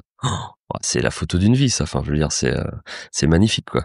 Donc ouais. Comment tu gères la partie législation dans le sens où, bah, tu sais, des fois, il y a la lumière, les conditions météo, t'es à un endroit, tu te dis merde, c'est maintenant, et t'as pas fait la déclaration, t'avais pas prévu ça une semaine avant, Eh tu ouais, vois, bah c'est cette partie-là de législation, elle est, pour le drone, c'est le vrai frein, quoi. Contrairement à un boîtier où voilà, tu te balades et paf, il y a un truc super qui se passe et tu dégaines. Bah avec le drone, tu peux quasi jamais faire ça.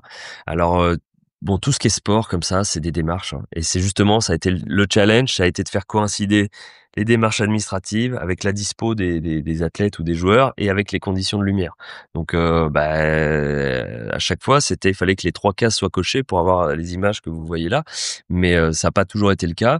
De toute façon, ça peut m'arriver des fois de me balader dans un endroit. Alors, si je fais une photo comme ça un peu improvisée, ça sera toujours dans un lieu qui est, enfin, loin des gens. Enfin, c'est-à-dire, je ferai jamais ça en ville, je ferai jamais ça dans une zone peuplée, ou dans une zone contrôlée par un aéroport. Mais ça peut t'arriver, t'es sur la plage et puis il y a personne et il y a une belle lumière, hop, tu décolles le drone. Je trouve que c'est moins grave, dans le sens où si on a en tête les notions de sécurité, parce que c'est vraiment la contrainte la principale. Enfin, s'il y a tout ça qui est mis en place en termes de contraintes c'est pour mmh, assurer la sécurité, parce que mine de rien, voilà, un drone qui tombe du ciel sur quelqu'un, ça peut être dramatique. Donc il faut toujours voilà, avoir ça en tête. Donc moi, je me permets très peu de faire des images comme ça improvisées, mais c'est le ok. challenge en fait, hein. Voilà. Alors après, aujourd'hui, il y a des zones dans lesquelles on peut voler, sans, voilà, les zones en catégorie ouverte. Donc on a quand même des endroits où on peut voler, et j'invite les gens à regarder. Il y a des endroits, même si c'est derrière chez soi et qu'on se dit que ça paye pas de mine, ben en drone ça se trouve en fait, voilà, un champ ou une forêt, ben, peut être très sympa. Donc on peut toujours faire des images cool d'endroits comme ça.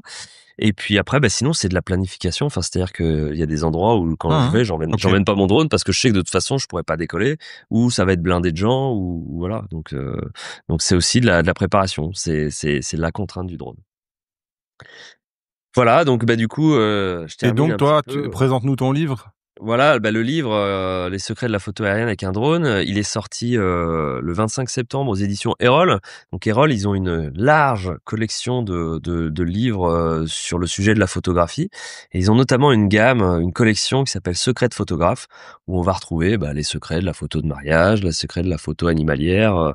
Voilà, il y a une très large gamme. Et du coup, on s'est rendu compte l'an dernier qu'ils n'avaient pas les secrets de la photo aérienne avec un drone. Donc je leur ai proposé de le faire pour eux. Donc voilà, je partage un petit peu toute mon expérience et tous les éléments que j'ai pu vous montrer là sur alors je parle aussi du matériel évidemment, sur les gammes de drones qui sont à notre disposition aujourd'hui, les points forts de chaque gamme, quel type de drone pour quel type de personne. On parle de la législation parce que c'est un point évidemment qui est majeur Central, ouais. dans la photo aérienne. Je parle aussi de voyager avec un drone parce que je fais beaucoup de photos de voyage, et donc ça vient compléter un petit peu les infos sur la législation. Et après, évidemment, on parle de prise de vue, donc à travers les éléments que j'ai pu vous partager là, où je distille un peu mes secrets et mes conseils et les manières dont moi je travaille. Et puis après, il y a toute une partie, justement, on l'a aussi un tout petit peu évoqué, sur le post-traitement, quels outils j'utilise, comment essayer de sublimer finalement une image aérienne grâce au post-traitement. Voilà, moi c'est la prise de vue, c'est le fichier brut, c'est la matière première. Et derrière, c'est la manière dont je vais aussi la façonner en post-traitement qui va donner vie à l'image. Donc voilà, je partage un petit peu mes secrets comme le nom l'indique. Donc c'est Mhm. en vente donc aux éditions Ouais, c'est Erol. ça. Donc Tu on le conseilles les gens retrouve. de l'acheter où? Bah, on va Alors, le mettre sur ipln.fr pour info, parce qu'on avait fait le sport vue du ciel, super. qui avait Trop bien bien. vendu. Allez, Nous, on ok. travaille avec les éditions Erol, donc c'est ce que j'ai regardé en même temps. Je vois qu'il était pas chez nous, il va être référencé. Je vais donner l'info juste après ce Génial, ça podcast. fait Comme ça, on plaisir. va pouvoir. Allez, bon, ben, on l'achète sur IPLN alors. On l'achète sur IPLN Code de mire. ou à défaut sinon chez les dans toutes les bonnes librairies, hein, chez Bien votre libraire de évidemment. quartier, il peut alors s'il l'a pas en stock, il peut le commander, voilà. Après il est trouvable en ligne sur plein de plateformes, mais c'est vrai que si on peut privilégier des revendeurs locaux, Ok. que ce soit de livres ou de matériel photo comme IPLN, il faut pas se gêner, il vaut mieux privilégier ça, voilà. Donc merci beaucoup de cette belle mise en avant du livre. Ouais, bah Voilà, et écoute, puis on a hâte de moi, voir le livre sur les secrets de la photo aérienne animalière. écoute, pourquoi pas une prochaine édition. Alors, je sais pas si ça viendrait faire un livre en entier, mais en tout cas, peut-être que un jour on pourrait venir compléter cette édition en venant rajouter ce sujet. Moi aujourd'hui, j'ai pas assez de matière, j'en ai même très peu. J'ai des chameaux, vous avez vu, mais il faut savoir que les chameaux en Jordanie, c'est un peu comme les vaches chez nous. Hein. C'est pas Oui. vraiment, on n'est pas sur vraiment de l'animalier sauvage. On l'imagine. Faut être à l'affût, etc. Hein. C'est voilà, donc ça compte pas vraiment, mais c'est vrai que d'avoir des ours polaires ou des cétacés, des baleines, des choses comme ça serait vraiment incroyable. Donc peut-être dans une Écoute, prochaine édition. Voilà. merci Edouard. Merci à beaucoup, vous, Edouard. c'est Super. super de m'avoir consacré tout ce temps pour pouvoir parler de ma démarche. Ça fait vraiment plaisir. Allez, on regarde 3 commentaires que j'ai sélectionnés. Je suis un peu déçu par la comparaison. Donc là, en l'occurrence, il parle de ma vidéo sur la DJI Nano, qui est une caméra d'action. La comparaison n'est pas pertinente car c'est des produits qui sont pas dans la même gamme de prix. Pour moi, la DJI Nano est concurrente d'une ancienne Insta360 et non de la Ultra. Et c'est un commentaire qui est bien revenu. Le problème, c'est que DJI a fracassé le prix. En fait, les Chinois sont incroyablement intelligents et compétitifs. Ils sont malins, en fait. Ils arrivent à casser les gammes, en fait, de casser une logique existante. Les Japonais ne savent pas le faire. Les Japonais, tu vois, moi je le vois dans le monde de la photo. Je veux pas donner d'exemple parce que, allez, ça serait pointer le doigt vers quelqu'un, mais tu vois, le produit, il est trop cher. Après, ils se retrouvent obligés de le brader, ils se retrouvent avec un lancement qui est à moitié gâché, ils y arrivent pas. Le Chinois, il est pragmatique, tu vois. Ah oui. Il voit que sa caméra, elle est pas au niveau qu'il attendait. C'est immédiat. C'est immédiat. Là, on l'a vu avec l'Osmo 360 aussi, hein. Ouais. Ils la sortent au mois de c'était quoi la date? Je me souviens plus. Puis ils ont baissé les prix. Et puis ils ont fait 15% de remise. Je me rappelle plus, elle est sortie quand, la Osmo 360? Cet été? Non? Ouais, cet été. Ouais, juillet. Et fin septembre, on s'est mangé un 15% de remise 2 mois après le lancement. Je suis 100% d'accord avec toi. Un Japonais, dans sa logique, il fera jamais ça. Jamais. Quitte à accumuler le fait que les produits sortent des usines et ils n'arrivent pas à les écouler, et puis au final, 1 an après ou 1 an et demi après, faire une opération où ils le bradent, mais ils le font pas tout de suite, peut-être aussi par respect ou par moins de pragmatisme, peut-être. Par fierté, je pense. Par fierté aussi, peut-être. Ils ont beaucoup de fierté, les Japonais. Je suis d'accord. Beaucoup. Ouais. Et c'est pas un mal, hein. Ouais. Mais c'est vrai que dans le business, je vois bien à quel point, putain, DJI, ils sont capables, moi, de nous envoyer un mail, on est 17 heures avant l'annonce du produit, et ils enlèvent un tiers du prix. Ouais. Bim. Ok, on a vu les premières vidéos que les créateurs nous ont envoyées, on a compris, bim, le prix des champs, et là, toute l'analyse est remise en question. C'est ce qui s'est d'ailleurs passé sur la Nano, hein. C'est ce qui s'est passé. Ouais. Et du coup, oui, après, on prend ce genre de commentaire qui est tout à fait justifié, en fait. Mais il faut bien savoir comment ça se passe en coulisses, quoi. Autre commentaire concernant une vidéo avec beaucoup d'intelligence artificielle, totalement effrayant, plus rien d'authentique. J'ai fait le pari risqué un peu de vous parler de logiciels qui utilisent de l'intelligence artificielle, d'Artlist, qui est aussi beaucoup basé sur l'intelligence artificielle. On est quand même sur un sujet en pleine croissance et qu'on aime ça ou pas, le monde de la photo est en train de se développer actuellement avec ces outils-là. Et je pense que qu'on ignore ça ou qu'on parle de ça, de toute façon, l'évolution est en marche et on peut pas l'arrêter. Donc moi, j'ai pris le pari de parler de ces logiciels, de tout ce qui existe, quoi. Et c'est vrai que je vois bien les commentaires qui sont plus que négatifs. Hein. Je prends pas personnellement, hein, c'est pas moi qui suis attaqué, mais contre ces IA. Donc moi, je vais poursuivre, hein, parce que je pense que on peut pas ignorer. C'est une révolution qui est en cours avec laquelle il va falloir vivre et il va falloir faire avec, quoi. Mais voilà, je respecte tous les commentaires que j'ai eus et je les comprends. pas de rumeur sur un potentiel Canon R7 Mark II. Bah non. Bah non. Hein. Pour moi, le R7 Mark II. Alors j'ai vu sur Canon Rumors qu'il parle de R7 Mark II. J'ai pas d'infos de la part de Canon, donc je peux parler librement. S'ils m'en avaient donné, d'ailleurs, je pourrais pas parler.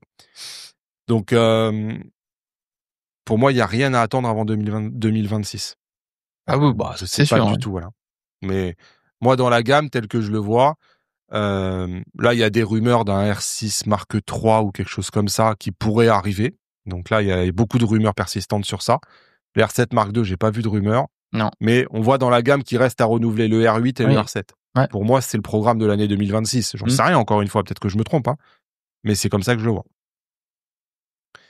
Et d'ailleurs, les rumeurs se sont calmées sur le Sony A7 IV. Ouais. Là aussi, on va voir. Moi, encore une fois, je vois rien venir. Donc, j'ai pas l'impression qu'un Sony A7 V va arriver là dans les semaines qui arrivent. Tu vois, je serais vraiment très étonné. On arrive maintenant à 17 octobre. Je pense que on le saurait, tu vois. Ouais, je suis d'accord. Et c'est vrai que du coup, en fait, ça nous a mis beaucoup le doute aussi, parce que d'un côté, aucune info, alors que généralement, bon, on le sait quand même un petit peu avant.